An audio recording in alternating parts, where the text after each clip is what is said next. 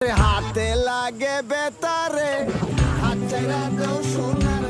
স্বামী বিদেশে, এই সুযোগে শুরু হয় দেবর ভাবির গোপন প্রেম।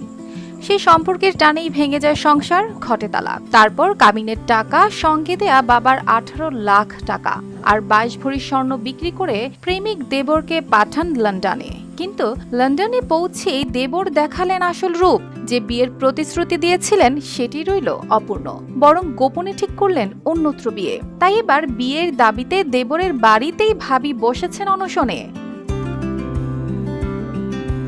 শুরুটা 15 বছর আগে। আলো বেগমের বিয়ে হয় সৌদি প্রবাসী দেলোয়ার কাজীর সঙ্গে, কিন্তু স্বামী দীর্ঘদিন প্রবাসে থাকায় সেই ফাঁকেই ঘনিষ্ঠ হতে থাকেন মামাতো দেবর শাওনের সঙ্গে। পরে শারীরিক ঘনিষ্ঠতায় গড়ায়। আমার জীবন আমার কিচ্ছু নাই, আমি আত্মহত্যা ছাড়া আমার পৃথিবীতে আর কিচ্ছু নাই, আমি মরে যাব। আমার বিয়ে হয়েছে আগের